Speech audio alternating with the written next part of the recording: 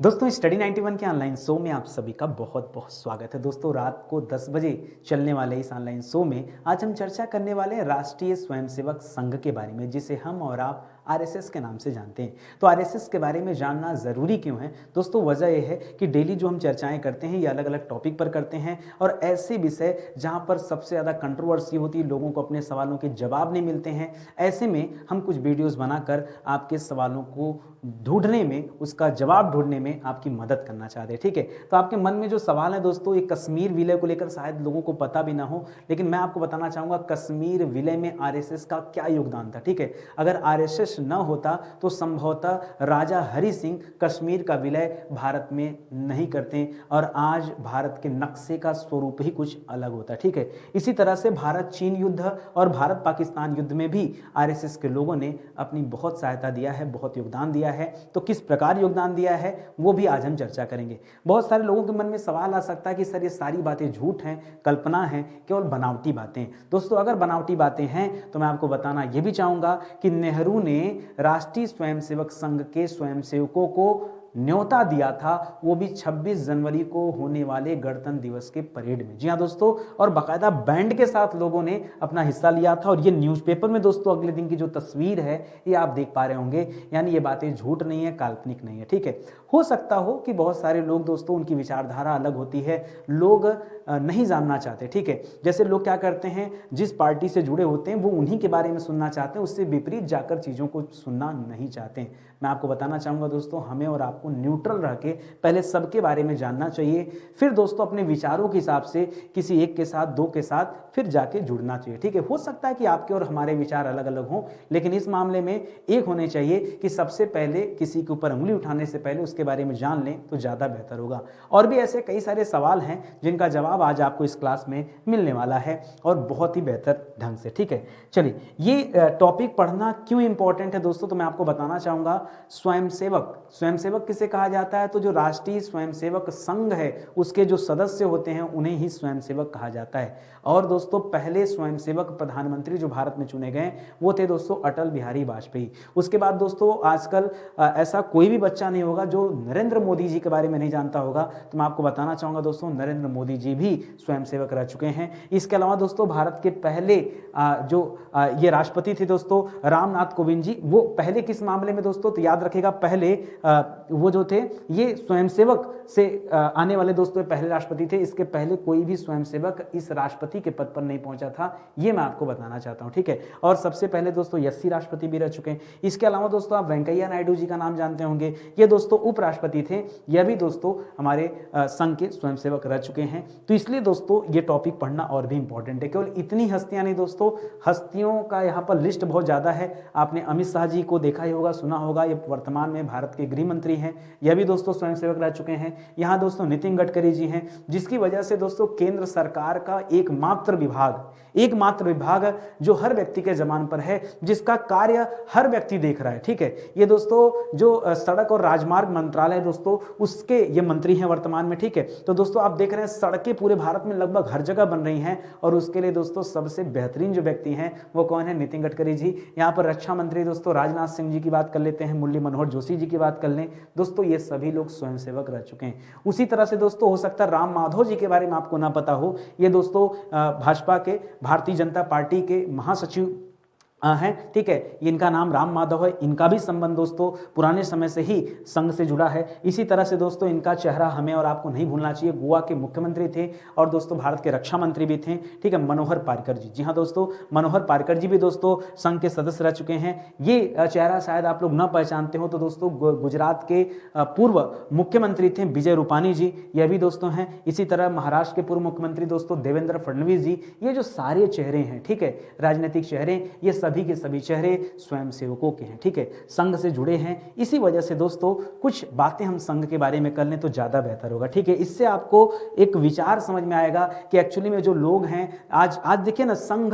5 लोगों से ये संघ शुरू हुआ था और आज इतने बड़ी संख्या में दोस्तों संघ हो गया है कि पूरे दुनिया के 40 से अधिक देशों में दोस्तों इस संघ की शाखाएं हैं। ठीक है, संघ दिवस, संघ जो है ना ये एक विचारधारा आप समझ सकते हैं। ठीक है, आइए संघ के बारे में कुछ अच्छे तथ्यों पर हम चर्चा करते हैं जो सुनकर आपको अच्छा लगेगा, ठीक है। अगर हम संघ की स्थापना की बात करें तो याद रखिएगा इसकी स्थापना 1925 में हुआ था और दशहरे के दिन, ठीक है, दशहरे के दिन इसकी स्थापना की गई थी। 27 सितंबर को उस वर्ष दोस्तों 1925 में दशहरा मनाया गया था और केवल 5 मेंबर मिलकर दोस्तों इसकी स्थापना किए थे।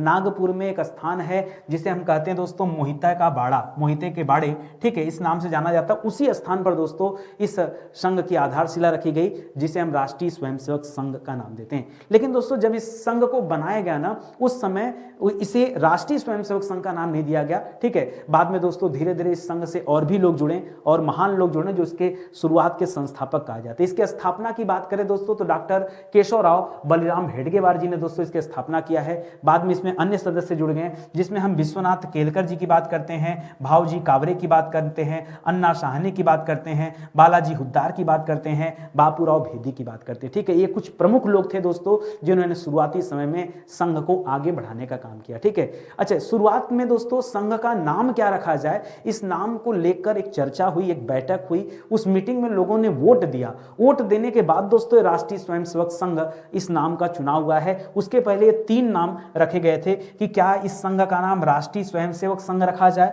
या जरी पटका मंडल रखा जाए या भारतोद्धारक मंडल रखा जाए। ये 3 नाम दोस्तों वहां रखे गए थे जिसमें वोटिंग होती है और वोटिंग में दोस्तों किसे चुना जाता है, राष्ट्रीय स्वयंसेवक संघ के इस नाम को चुना जाता है। आगे चल के दोस्तों संघ के प्रमुख लंबे समय तक ये केशव राव बलिराम जी बनते हैं। 1925 से लेकर 1940 ईस्वी तक लगातार संघ को आगे बढ़ाने का कार्य यहाँ पर केशव राव जी ने किया है। इनका नाम भी आप याद रखेंगे, ठीक है। आइए आगे बढ़ते हैं, कुछ और भी चीजें जानते हैं। दोस्तों संघ का नाम कब उछला, कब लोगों के सामने संघ का नाम है। देखिए अगर हम आजादी के पहले की बात करें तो इस तरह से बहुत सारे छोटे छोटे यूनियन बने हुए थे जो देश की आजादी के लिए काम कर रहे थे, ठीक है। संघ भी उन्हीं में से एक था, ठीक है। आप जानते होंगे दोस्तों इसी दौरान चंद्रशेखर आजाद जी ने राम प्रसाद बिस्मिल जी के साथ मिलकर दोस्तों HRA की स्थापना किया था, हिंदुस्तान रिपब्लिकन एसोसिएशन।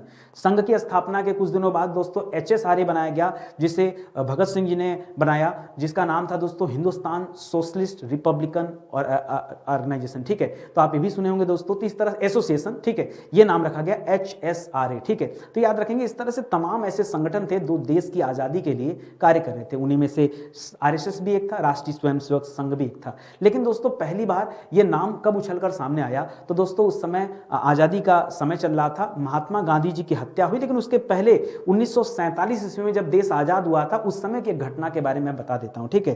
दोस्तों अंग्रेज जाने से पहले क्या किए, भारत और पाकिस्तान का बंटवारा कर दिया। आपने सुना होगा, ठीक है, भारत पाकिस्तान का बंटवारा हो गया। पहले भारत और पाकिस्तान की जो भूमि थी वो एक थी, लेकिन बाद में दोस्तों अंग्रेजों ने उसके बीच में एक लाइन खींच दिया, ठीक है, एक लाइन खींच दिया जिसे हम रेड क्लिफ रेखा का नाम देते हैं। और रेड क्लिफ रेखा के एक तरफ पश्चिम की तरफ पाकिस्तान और पूरब की तरफ दोस्तों भारत को रखा गया। और दोस्तों उस समय क्या था, जो कश्मीर था, ठीक है, कश्मीर के राजा उस समय थे राजा हरि सिंह। और अंग्रेजों ने एक और यहाँ पर अपनी चाल चल दी कि जो भी राजवंश है या जो राजाओं का क्षेत्र है वो चाहे तो अपनी स्वतंत्र स्थिति बना सकते हैं या वो किसी के साथ भी अपना विलय कर सकते हैं। ऐसे में दोस्तों भारत के पास बड़ी समस्या थी। भारत में 3 ऐसे स्थान थे जो भारत में विलय के लिए राजी नहीं थे, जिनमें से पहला नाम आता है कश्मीर का, दूसरा नाम आता है दोस्तों गुजरात में जूनागढ़ का और तीसरा नाम आता है हैदराबाद रियासत का। ये 3 रियासत ऐसी थी जो भारत में विलय को राजी नहीं थी। भारत में विलय के लिए दोस्तों सबसे ज्यादा किसने प्रयास किया है तो सरदार वल्लभ भाई पटेल जी ने किया। जी हाँ, सरदार वल्लभ भाई पटेल जी एक एक रजवाड़ों के पास जाकर उनसे बातचीत किया और उन राजवंश को दोस्तों भारत में विलय के लिए राजी किया। तो सबसे बड़ा जो योगदान है, ठीक है, वो किसका है दोस्तों, सरदार वल्लभ भाई पटेल जी का है। उस समय सरदार वल्लभ भाई पटेल के कंधों पर गृह सरकार का दोस्तों जिम्मेदारी थी, ठीक है, गृह मंत्रालय जो था दोस्तों वो इनके कंधे पर था। हालांकि थोड़े से बाद में अभी मिलेगा, लेकिन दोस्तों कुल मिला जुला के भारत का जो एकीकरण का सपना देखा था और उसे साकार किया वो किन्होंने किया दोस्तों, तो वल्लभ भाई पटेल जी ने किया, ठीक है।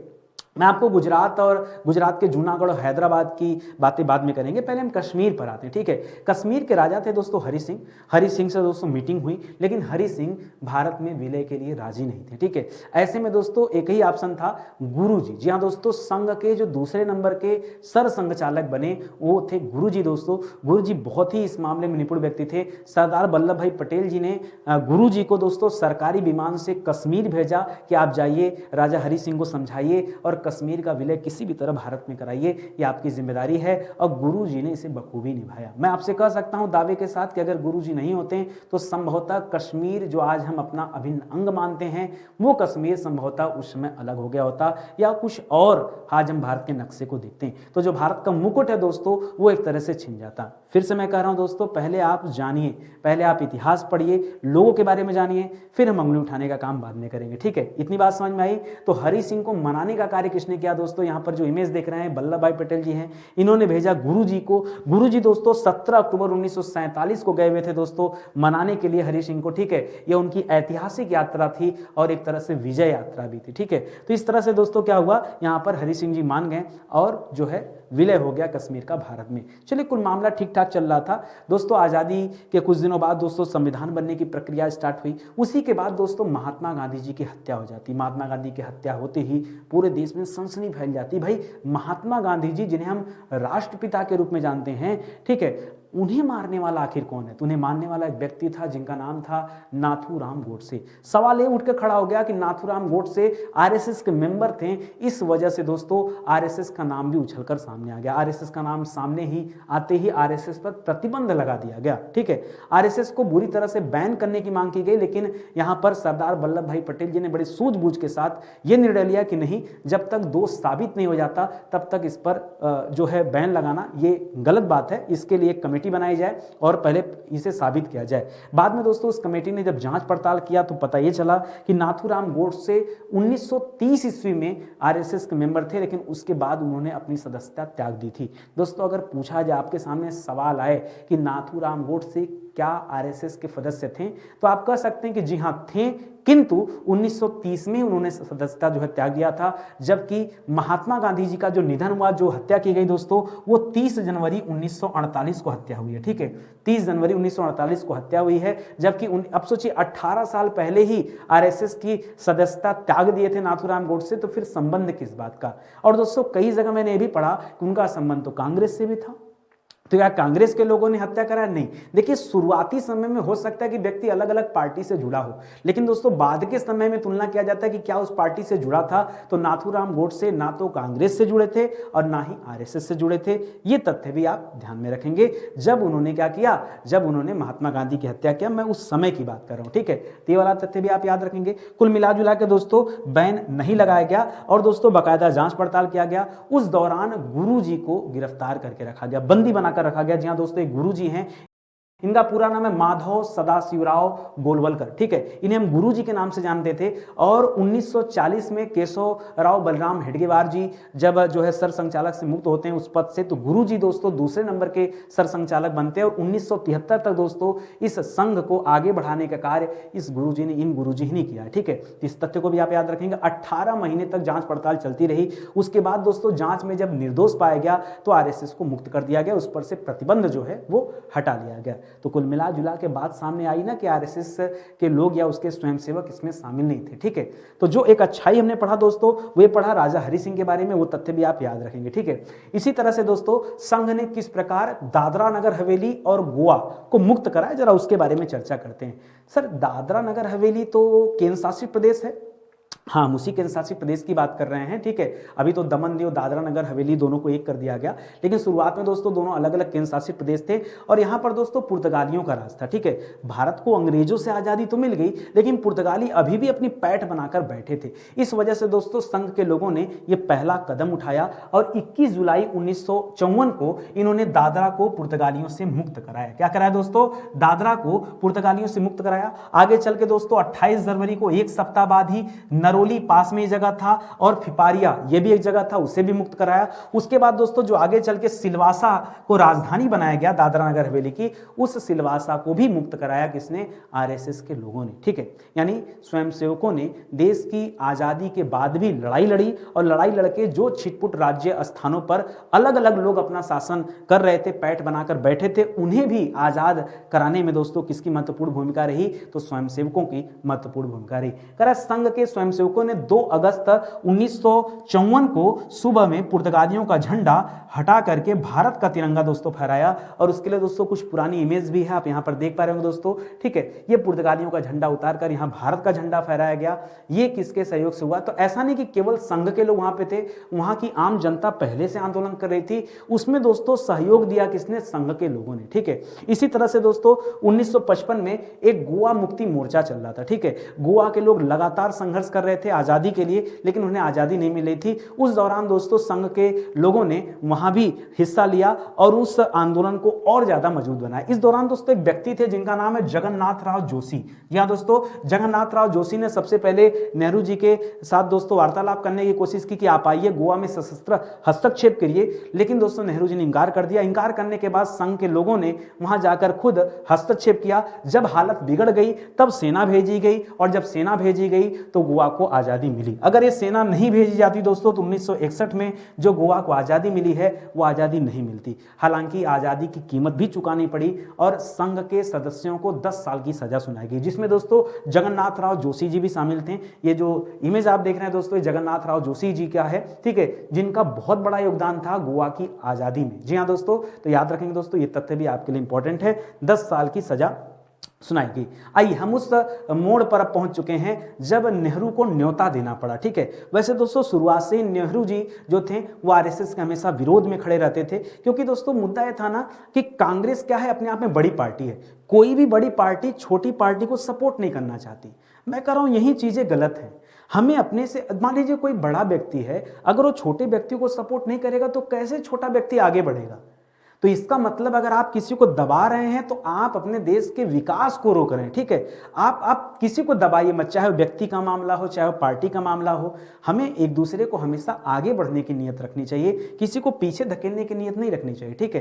तो दोस्तों शुरुआती समय में क्योंकि जो बड़ी पार्टियां होती थी वो नहीं चाहती थी कि कोई छोटी पार्टी उभर कर सामने आए और कल को उन्हीं से उन्हें प्रतिद्वंदिता करनी पड़े। इस डर की वजह से दोस्तों लोग सपोर्ट नहीं करते थे। खैर एक अलग विचारधारा है, आज भी उस तरह की स्थितियां हैं, लेकिन मैं कह रहा हूं स्थिति से निकलने की आवश्यकता है, ठीक है। तो नेहरू जी को दोस्तों यहां न्योता देना पड़ा, लेकिन ऐसे न्योता नहीं दिया, ठीक है। आरएसएस के लोगों ने उनका दिल जीत लिया था, ठीक है। दिल जीतने के बाद ये न्योता मिला है। तो चलिए देखते हैं कि कैसे दिल जीता था, जरा उस कहानी पर आते हैं। दोस्तों 1962 में चीन ने भारत के सीमावर्ती हिस्सों पर दोस्तों आक्रमण कर दिया, जिसे हम भारत चीन युद्ध के नाम से जानते हैं। हमारा देश तो आजादी के बाद कभी युद्ध लड़ा ही नहीं था।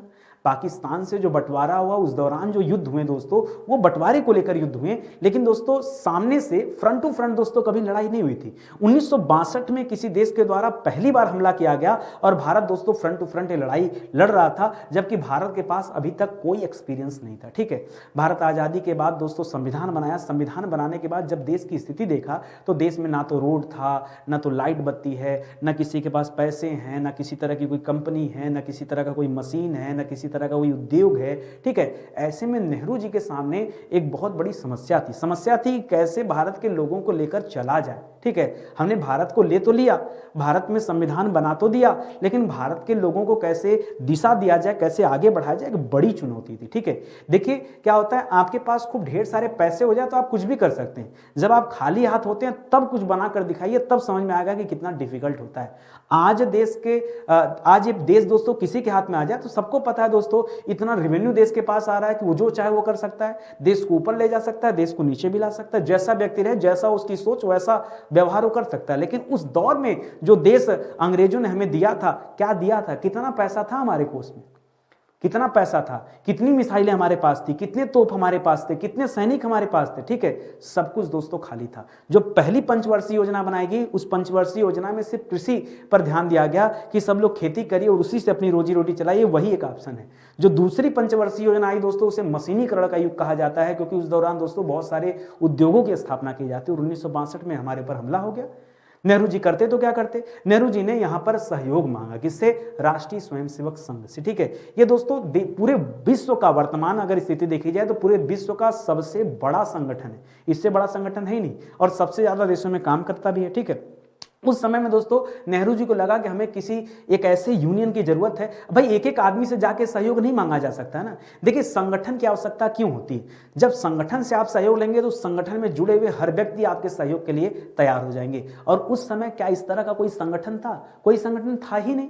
जितने भी संगठन थे छोटे मोटे संगठन थे, ठीक है, लेकिन राष्ट्रीय स्वयंसेवक संघ के जो लोग थे दोस्तों, ये निस्वार्थ भाव से अपनी मातृभूमि की सेवा के लिए जाने जाते हैं। अगर आपसे कभी कोई पूछे कि इनका ध्येय क्या है, एक लाइन में दोस्तों ध्येय मैं बताऊं, निस्वार्थ भाव से मातृभूमि की सेवा करना, बस एकमात्र ध्येय है, इसके अलावा कोई ध्येय नहीं है, ठीक है। अब वो सेवा अलग अलग एंगल से अलग अलग लोगों के द्वारा की जाती है। कहीं पर दोस्तों ज्ञान को बढ़ा के सेवा की जा रही है, तो वहां पर आरएसएस ने अपना विंग बना दिया, ठीक है, विद्या भारती श्रृंखला में ही दोस्तों सरस्वती शिशु मंदिर का नाम सुना होगा।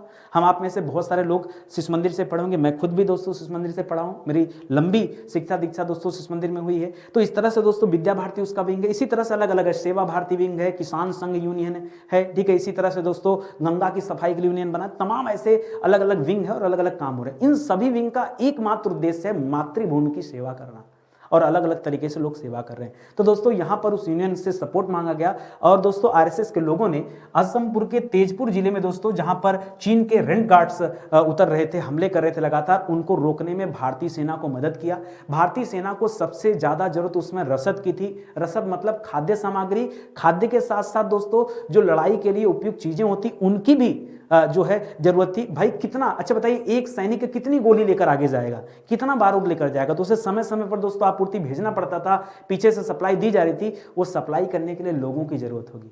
भारत इससे पहले कभी युद्ध तो लड़ा नहीं था कि उसके पास कोई नॉलेज था। इस तरह से दोस्तों आरएसएस के लोगों ने उस युद्ध में अपनी जो है मदद किया। इसी से खुश होकर दोस्तों 1963 में जब एक गणतंत्र दिवस के दिन दोस्तों परेड का आयोजन किया गया, तो उसके ठीक 2 दिन 26 जनवरी को आयोजन किया जाता, 24 जनवरी को दोस्तों बुलाया गया। कब बुलाया गया? आरएसएस के लोगों को 24 जनवरी को न्योता दिया गया कि नहीं आप आइए, आपको परेड के लिए आमंत्रित किया जाता है। कब किया गया दोस्तों? 24 जनवरी 1963 को दोस्तों नेहरू जी ने क्या भेजा? न्योता भेजा। न्योता भेजने के पीछे भी दोस्तों एक छोटा सा रीजन था, ठीक है। पब्लिक के मुंह चेहरे पर दोस्तों उदासी छाई हुई थी। क्यों? क्योंकि 1962 में जो भारत चीन युद्ध हुआ था, वो युद्ध हम हार चुके थे। उस मायूसी को दूर करने के लिए नेहरू जी ने सोचा कि अगर आरएसएस के लोगों को शामिल कर लिया जाए तो इससे लोगों के मन में थोड़ा सा उत्तेजना आ सकती है, लोग उससे प्रफुल्लित हो सकते हैं। इस वजह से निर्णय लिया गया। हालांकि निर्णय लेने के बाद कांग्रेस के जो आला अधिकारी थे उन्होंने नेहरू जी को जो गलत ठहराया कि आपका निर्णय सही नहीं है, लेकिन फिर भी नेहरू जी ने कहा कि चाहे सही हो चाहे गलत हो, लेकिन ये निर्णय है तो है और आना पड़ेगा। उन लोगों ने सहयोग किया है तो उन्हें बुलाया जाना चाहिए। बाकायदा आरएसएस के लोगों ने अपने बैंड के साथ दोस्तों यहां पर हिस्सा लिया। कहा जाता 3500 से अधिक स्वयंसेवक दोस्तों यहां पर हिस्सा लिया था अपने बैंड के साथ, ठीक है। उनकी अपनी धुन भी होती है, उस धुन के साथ दोस्तों यहां उन्होंने हिस्सा लिया, और उसके बाद दोस्तों पब्लिक ने, जनता ने गर्मजोशी से उनका स्वागत भी किया, ठीक है। ये 1963 का वो न्यूज़पेपर है जहां पे सारी चीजें आप देख रहे हैं, ठीक है। आइए आगे बढ़ते हैं दोस्तों। इसी दौरान कुछ और भी चीजें हैं, ठीक है। 62 में युद्ध हुआ ही था, उसके कुछ समय बाद ही दोस्तों जवाहरलाल नेहरू जी की मृत्यु हो जाती है। उनके मृत्यु के बाद दोस्तों अगले प्रधानमंत्री जो बनते हैं वो लाल बहादुर शास्त्री जी बनते हैं। लाल बहादुर शास्त्री जब प्रधानमंत्री बने तो भारत पाकिस्तान युद्ध हो गया 1965 में। पाकिस्तान को लगा कि चीन ने भारत को हरा दिया तो हम भी भारत पर हमला करके उसका फायदा उठा सकते हैं, और जितना जल्दी हमला कर दें, भारत अभी तैयार नहीं होगा, जब तक तैयारी करेगा तब तक देर हो जाएगी। अगर हम जल्दी से हमला कर देंगे तो भारत से कश्मीर को छीन लेंगे। और दोस्तों उसने इस मन से 1965 में हमला बोल दिया, ठीक है। हमारी कोई तैयारी नहीं थी, हमें पता भी नहीं था कि पाकिस्तान हमारे ऊपर हमला करने वाला। उस हमले का बहुत बुरा असर भी हुआ। पाकिस्तानी सेना दोस्तों जो श्रीनगर का जो जम्मू कश्मीर में दोस्तों श्रीनगर है वहां तक दोस्तों आ पहुंची थी। तब जाकर के यहां लाल बहादुर शास्त्री जी ने डिसीजन लिया कि काम करते हैं, अब हमारी सेना भी रुकेगी नहीं, और हम किसी लाइन वाइन को नहीं देखेंगे, हमें किसी रेड क्लिफ रेखा को नहीं देखना है, हमारी सेना पाकिस्तान जाएगी। जब हमारी सेना पाकिस्तान की राजधानी इस्लामाबाद तक पहुंच गई, तब जाके पाकिस्तानियों को डर लगा कि अरे श्रीनगर छोड़ो, कहीं ऐसा ना हो कि कश्मीर को कब्जा करने के चक्कर में हम पाकिस्तान खो दें, ठीक है। ऐसी स्थिति बन गई थी। लेकिन दोस्तों यहां पर एक समस्या भी थी, दो बड़ी समस्याएं थी। पहली समस्या थी दोस्तों कि जो हमारे सैनिक थे वहां तक दोस्तों रसद आपूर्ति नहीं हो पा रही थी, ना तो दोस्तों उन्हें खाने को अन्न मिल पा रहा था, और ना ही दोस्तों उनके पास बहुत ज्यादा बारूद बचे थे, ठीक है। ये सबसे बड़ी समस्या थी। दूसरी समस्या यह थी कि हमारे पास सेना भी कम थी, ठीक है। जब सेना कम थी दोस्तों तो जाहिर सी बात है कहीं ना कहीं और की फोर्स बुलाकर भेजना पड़ेगा। ऐसे में लाल बहादुर शास्त्री जी ने राष्ट्रीय स्वयंसेवक संघ के लोगों को फिर से दोस्तों बुलाया और कहा कि जो हमारे इसकी पुलिस है, पुलिस तो दोस्तों देश की आंतरिक व्यवस्था देखती है, और जो सेना है वो देश की बाह्य व्यवस्था को देखती है, ठीक है। बाहरी लोगों से लड़ाई करने के लिए सेना है और आंतरिक लोगों से लड़ने के लिए ये पुलिस है। तो पुलिस को व्यवस्था को दोस्तों यहां पर संभालने के लिए आरएसएस को मौका दिया गया, ठीक है। लाल बहादुर शास्त्री जी ने कहा कि आप दिल्ली यातायात का पूरा सिस्टम, पूरा कंट्रोल आप अपने हाथों में लीजिए, ताकि यहाँ के जो अधिकारी हैं, जो पुलिस हैं, वो मुक्त हो जाएं और उनको दोस्तों सैनिकों की सहायता हेतु भेजा जा सके। ठीक है, ये काम दोस्तों तब जाकर के ये 1965 में लाल बहादुर शास्त्री के समय में हुआ। मैं आपसे क्यों बार बार कर रहा हूं कि पहले आप जानिए लोगों के बारे में, एक एक पार्टी के बारे में, एक एक व्यक्ति के बारे में। इसीलिए दोस्तों आजकल बायोग्राफी की क्लास दे रहा हूं। ठीक है, आपने भीमराव अंबेडकर की बायोग्राफी वाली क्लास न देखी हो तो एक बार देख लीजिए, बहुत शानदार सी क्लास है। और धीरे धीरे दोस्तों हम चीज़ों को समझेंगे, पढ़ेंगे। ठीक है, हमारे हिसाब से ऐसा नहीं होता कि एक बार मैं आपकी चीज़ों में दिमाग में डाल दूं। दोस्तों कुछ अच्छी चीज़ें पहले पढ़िए कि आपके अंदर क्यूरियोसिटी आए कि नहीं, हमें और जानना है और सीखना है, तब जाकर दोस्तों धीरे धीरे आप विषय को समझ पाएंगे और उससे आपको प्यार हो जाएगा। ठीक है, तो आप इस तरह से बायोग्राफी भी देख सकते हैं। अभी फिलहाल जो हम चर्चा कर रहे हैं वो समझिए। ठीक है, तो यहाँ पर इस तरह से आरएसएस के लोगों ने क्या किया, दिल्ली के पुलिस को मुक्त किया और जाकर सहायता दिया। दोस्तों इस दौरान अगर आपसे पूछा जाए कि घायल जवानों को दोस्तों पहली बार रक्तदान किसने दिया, जो जवान इस भारत पाकिस्तान युद्ध में घायल हो गए थे, जिन्हें ब्लड की जरूरत थी, ब्लड की जरूरत में कौन आगे आया? हमारे देश में आए दिन लड़ाइयाँ होती रहती, कौन जाता अपना ब्लड देने, बताइए कौन जाता है? अरे हालात तो ये हैं कि अगर हमारे मित्रों में से किसी की तबीयत खराब हो जाए तब भी लोग ब्लड देना उचित नहीं समझते कि हमको कमजोरी आ गई है, ये है वो है। ऐसा होता है हकीकत में, देखिए। ठीक है, जो हकीकत है पहले वो समझिए। ठीक है, लेकिन आरएसएस के लोगों ने, स्वयंसेवकों ने यहाँ सबसे पहले घायलों के लिए रक्तदान किया। इतना ही नहीं दोस्तों, एक समस्या भी थी कि वायुसेना मदद नहीं कर पा रही थी। वायुसेना मदद नहीं कर पा रही थी इसलिए क्योंकि जो वायुसेना की पट्टी थी दोस्तों, जहाँ से रनवे होता है, जहाँ से जहाजें उड़ती हैं दोस्तों, वो पूरा रनवे बर्फ से ढका था। जब तक वो बर्फ हटता नहीं तब तक समस्या बनी रहती। तो क्या किया जाए, सेना को लगा के बर्फ हटाया जाए? अरे भाई सेना वैसे ही कम थी, सेना की मदद के लिए तो पुलिस को बुला लिया गया, तो किससे बर्फ हटवाया जाए? तो यहाँ पर दोस्तों राष्ट्रीय स्वयंसेवक संघ के स्वयंसेवकों ने उस रनवे से, उस रनवे की पट्टी से दोस्तों बर्फ हटाने का काम किया ताकि वायुसेना ठीक ढंग से अपना काम कर सके। ये योगदान रहा है। ठीक है, तो ये सारी चीजें आप समझिए, जानिए, तब मजा आएगा। ठीक है, इसी तरह से दोस्तों 1975 में जब इंदिरा गांधी की सरकार बनी तो दोस्तों आपातकाल की स्थिति देखनी पड़ी। ठीक है, उस आपातकाल के दौरान दोस्तों जितनी भी पार्टियां थी, जैसे आपने जनसंघ के बारे में सुना होगा, जनसंघ पर प्रतिबंध लगा दिया गया। ठीक है, जनसंघ की मदद कर रही थी संघ, इस पर भी प्रतिबंध लगा दिया गया। बाद में दोस्तों कई सारी छोटी छोटी पार्टियों ने मिलकर अपना एक अलायंस तैयार किया। ठीक है, एक अलायंस तैयार किया। उस अलायंस के बाद दोस्तों एक नए पार्टी का निर्माण होता है जिससे हम कहते हैं जनता पार्टी।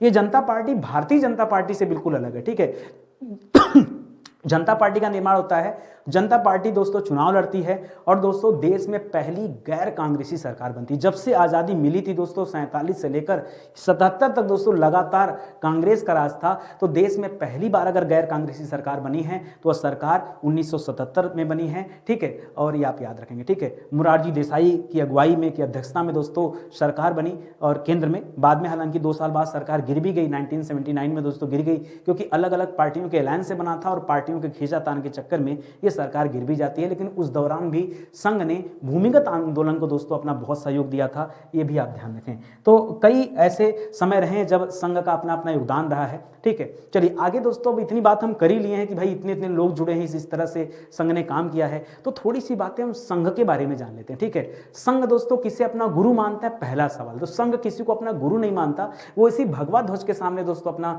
शीश झुकाता है। अच्छा, कई बार दोस्तों एक सवाल और खड़ा किया जाता है, एक आरोप लगाया जाता है संघ पर कि संघ जो है ये तिरंगा की निंदा करता है। नहीं, ऐसी बात नहीं दोस्तों। मैं आपको बताना चाहूंगा, आजादी के पहले की बात है, जब दोस्तों फाइनल किया जा रहा था कि हमारा राष्ट्रीय ध्वज क्या होगा, तो वहां पर संघ ने कहा था, संघ ने अपने ऑप्शन रखे थे कि हमें इस भगवा ध्वज को दोस्तों अपना जो है राष्ट्रीय ध्वज बनाना चाहिए, क्योंकि वही ध्वज है दोस्तों जिसे विजय ध्वज कहा जाता है। इसी ध्वज को दोस्तों, इसी ध्वज का प्रारूप या स्वरूप कह सकते हैं जिसे अर्जुन ने अपने रथ पर लगाया था और पूरा महाभारत का युद्ध जीता था। ठीक है, तो ये विजय ध्वज था दोस्तों, सनातन समय से ही दोस्तों ये हमारा ध्वज रहा है। तो संघ ने इस बात को रखा। हालांकि जो हमारी संविधान सभा थी उसने तिरंगा को दोस्तों क्या माना, तिरंगा को हमारा जो है राष्ट्रीय ध्वज माना। तो ऐसा नहीं कि संघ के लोगों ने आक्षेप किया, भाई अगर मान लीजिए प्रस्ताव लिए जा रहा है तो संघ अपना प्रस्ताव रखा, लेकिन ऐसा नहीं कि संघ ने तिरंगे की निंदा की। ठीक है, तो आप भ्रामक विचारों से दूर रहें, ऐसी कोई बात नहीं है। आज भी दोस्तों अलग बात है कि संघ का अपना बैनर, अपना झंडा है और संघ जो है इसी के सामने अपना मस्तक जो झुकाता है। ठीक है, संघ की अपनी वंदना गीत भी, अपनी प्रार्थना गीत भी, हालांकि प्रार्थना गीत संघ की निर्माण होने के, संघ का निर्माण तो 1925 में हो चुका था, लेकिन उसके बहुत समय बाद 1939 में जाकर दोस्तों इस प्रार्थना गीत का निर्माण हुआ जिसे हम पढ़ते हैं। ठीक है, जानते हैं। तो इसको याद रखेगा, किसी व्यक्ति को अपना गुरु नहीं मानते, ये उसी ध्वज को ही दोस्तों गुरु मानते हैं। आरएसएस की ड्रेस में दोस्तों काली टोपी है, सफेद शर्ट है, कपड़े की बेल्ट है। पहले दोस्तों ये चमड़े की बेल्ट हुआ करती थी, खाकी निकर है, चमड़े के जूते हैं, ठीक है। जूते में भी दोस्तों परिवर्तन किया गया। तो ये चीजें सबसे पहले दोस्तों अगर मैं ड्रेस की बात करूं तो यहाँ टोपी और शर्ट और निकर, ये तीनों चीजें दोस्तों क्या थी, खाकी में थी। और बेल्ट दोस्तों क्या था, चमड़े का था। चमड़े के बेल्ट को बदलने का सुझाव दोस्तों तरुण सागर जी ने दिया था। तरुण सागर एक महान जैन मुनि हैं, ठीक है। उन्होंने दोस्तों सुझाव दिया कि चमड़ा जो है दोस्तों ये हिंसा की तरफ जो है इशारा करता है, इसलिए इसे बदलने की जरूरत है। तो इस चमड़े की बेल्ट को बदल के दोस्तों कपड़े के बेल्ट पहने जाते हैं। जूते में भी दोस्तों चेंजेस किया गया, ठीक है। जो पहला चेंजेस हुआ दोस्तों, इस टोपी में चेंजेस किया गया। 1930 में जो टोपी का रंग था इसे खाकी से बदलकर काला कर दिया गया, यानी ये टोपी दोस्तों खाकी से चेंज होकर क्या हो गया, काला हो गया। इसी तरह से जो शर्ट था दोस्तों ये 1940 में चेंज हुआ, ठीक है। ये तो दोस्तों 1930 में ये टोपी का रंग चेंज हुआ। शर्ट का रंग दोस्तों कब चेंज हुआ, ये 1940 में चेंज हुआ। और आगे चल के 1973 में ये जो लेदर शूज था दोस्तों, इसके बनावट में थोड़ा सा चेंजेस किया गया, हालांकि बाद में एकदम चेंज हो गया, ठीक है। तो दोस्तों पहले यहां पर हाफ निकर होता था, फुल निकर भी आ चुका है, ये नया ड्रेस भी आ चुका है। 2011 में जैन मुनि के कहने के बाद दोस्तों बहुत सारे बदलाव किए गए थे। खैर ये 2016 में जो है पूरा ड्रेस कोड नया आया है, तो ये चेंजेस आप देख सकते हैं। आइए संघ के बारे में कुछ और चीजें जानते हैं। अगर हम संघ की शाखा की बात करें तो हमने कहा ना कि जो पहली शाखा लगी थी दोस्तों वो सिर्फ 5 लोगों ने लगाई थी, मोहिते के बाड़े नागपुर में लगाई गई थी दोस्तों, ये आप जानकारी रखे होंगे, ठीक है। लेकिन दोस्तों आज की बात की जाए तो आज दोस्तों ये शाखा उन 5 लोगों से बढ़कर दोस्तों 60,000 से अधिक शाखाएं इस देश में लगती हैं। और याद रखेंगे दोस्तों एक एक शाखा में लगभग 100 स्वयंसेवक नजर आते हैं। और दुनिया का सबसे बड़ा अगर स्वयंसेवी संस्थान है तो वह क्या है, राष्ट्रीय स्वयंसेवक संघ यानी आरएसएस, ठीक है। आरएसएस में दोस्तों कुल 4 तरह की शाखाएं लगती हैं। एक है प्रभात शाखा, जो शाखा सुबह सुबह लगती है उस शाखा को प्रभात शाखा कहते हैं। शाखा में होता क्या दोस्तों, शाखा यानी क्या दोस्तों, एक तरह से आप कह सकते हैं कि एक मीटिंग है, ठीक है। लेकिन वो मीटिंग केवल टेबल पे नहीं होती दोस्तों, वह मीटिंग क्या होती है, सबसे पहले लोग वहां जाते हैं, लोग वहां शारीरिक रूप से व्यायाम करते हैं, खेलते हैं, ठीक है, ताकि आप शारीरिक रूप से मजबूत हो सके। फिर दोस्तों मानसिक रूप से मजबूत होने के लिए आध्यात्मिक चर्चाएं करते हैं, ये प्रतिदिन होता है दोस्तों, इसी को हम प्रभात शाखा कहते हैं। इसी तरह से सायं शाखा, दिन भर दोस्तों आप अपना काम करते हैं, काम धाम करने के बाद शाम को फिर से एक मुलाकात होती है, और सायं शाखा भी इसी तरह से चलती है। इसी तरह से मिलन शाखा दोस्तों सप्ताह में 1 या 2 बार होती है, और संघ मंडली दोस्तों ये महीने में 1 से 2 बार होती है। इस तरह से दोस्तों कुल 4 तरह की शाखाएं अभी जो है चर्चा में रहती हैं या प्रचलित हैं, तो इनके बारे में भी जान लीजिए, ठीक है। आगे बढ़ेंगे दोस्तों तो कुछ और चीजें मिलेंगी आपको। ये जो इमेज देख रहे हैं दोस्तों, ये मोहन राव भागवत जी का इमेज है दोस्तों। वर्तमान में मोहन राव भागवत जी संघ के क्या है दोस्तों, प्रमुख सर संघचालक हैं, याद रखेंगे। 2009 से लेकर अब तक लगातार यही संघचालक हैं, यही याद रखेंगे, ठीक है। संघ की प्रार्थना की रचना की बात की जाए दोस्तों, तो सबसे पहले जो प्रार्थना बनाया गया ना, आप पढ़ेंगे संघ की प्रार्थना, तो है नमस्ते सदा वत्सले मातृभूमि, यानी मैं सिर्फ अपनी मातृभूमि के सामने नतमस्तक होता हूं, अपने शीश झुकाता हूं, ठीक है। इस तरह से उनकी वंदना है।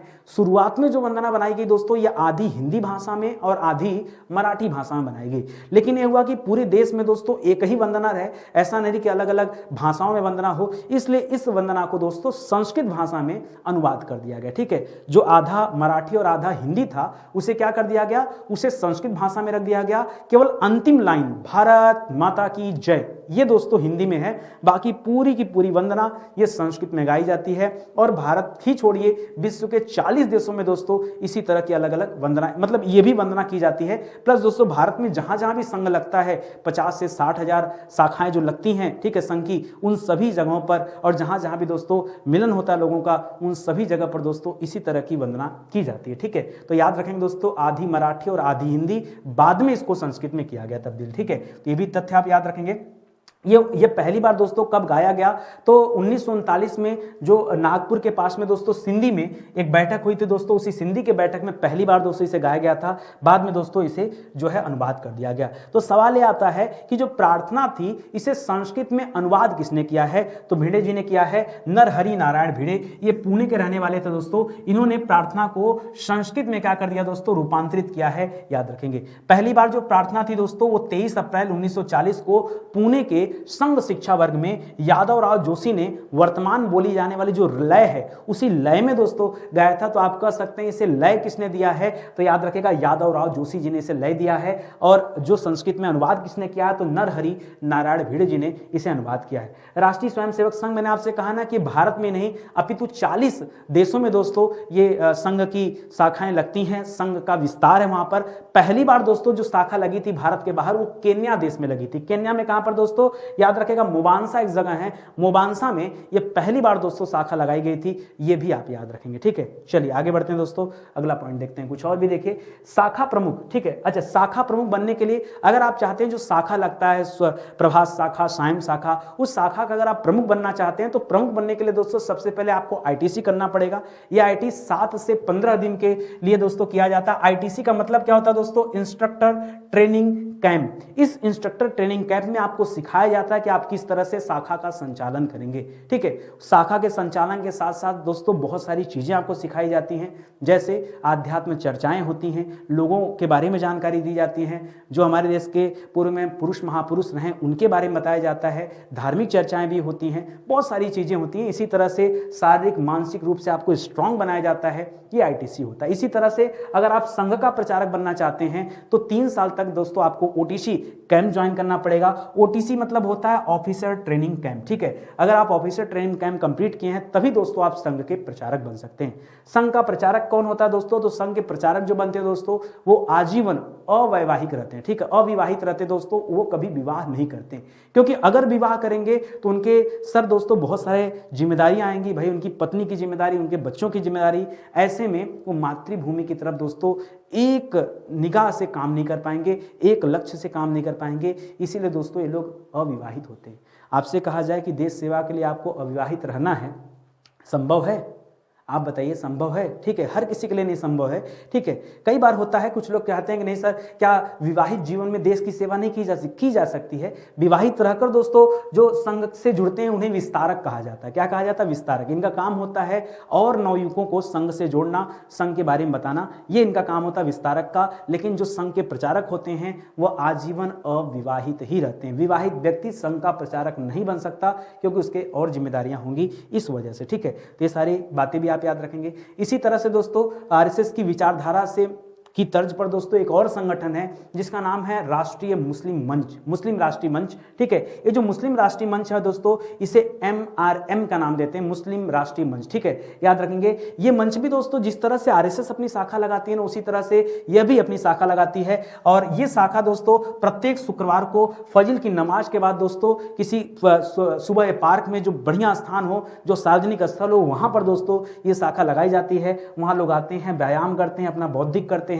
उसी के साथ राष्ट्रगान भी करते हैं। ठीक है, तो मिलती जुलती शाखा है, इसे भी आप ध्यान में रखेंगे। ठीक है, और बाकी मैंने इन लोगों के बारे में बताया दोस्तों, तो इसे भी आप याद रखेंगे कि संघ से जुड़े हुए ख्याति प्राप्त जो स्वयंसेवक हैं उनके बारे में मैंने आपको बता ही दिया है। तो इस तरह से दोस्तों आज का सेशन समाप्त होता है। ठीक है, और दोस्तों संघ के कई सारे विंग्स हैं। अगर आप चाहेंगे कि हम और विस्तार से चर्चा करें तो हमें समय दीजिए ताकि मैं रिसर्च करके उन विंग्स के बारे में बताऊं। जैसे दोस्तों संघ की जो सबसे बड़ी विंग है वो है दोस्तों विद्या भारती। ठीक है, विद्या भारती दोस्तों पूरे दुनिया में स्कूल का सबसे बड़ा जो चेन है, सबसे बड़ा चेन वो दोस्तों विद्या भारती का है। ठीक है, आप में से मुझे लगता है हर व्यक्ति सरस्वती शिशु मंदिर के बारे में सुना होगा। ये शिशु मंदिर दोस्तों उसी विद्या भारती की चेन से संबंधित है। कई बार दोस्तों नाम भी अलग अलग होते हैं, कहीं विद्या मंदिर मिलता है, कहीं शिशु मंदिर मिलता है, तो दोस्तों उससे बात नहीं है। आप देखिए वहां लिखा होता है कि विद्या भारती से संबद्ध, तो आप समझ जाएंगे कि ये स्कूल उसी से संबंधित है। ठीक है, इसी तरह से दोस्तों सेवा भारती इसी का विंग है, इसी तरह से किसान संघ भी दोस्तों इसी का विंग है, इसी तरह से मजदूरों के लिए एक अलग विंग बनाया गया है,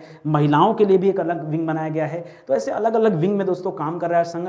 50 से ज़्यादा दोस्तों इसके अलग अलग विंग हैं। ठीक है, जो हर अलग अलग विंग दोस्तों सभी विंग का एकमात्र उद्देश्य है मातृभूमि की सेवा। ठीक है, साफ सुथरा मातृभूमि की सेवा, वो सेवा चाहे जिस स्तर से हो, ये दोस्तों उनका ध्येय है, ये आप याद रखेंगे। ठीक है, तो आज की क्लास आपको अच्छी लगी होगी। मिलते हैं दोस्तों अगले लेक्चर में, तब तक के लिए बहुत बहुत धन्यवाद आप सभी का। जय हिंद, जय Bharat, thank you so much.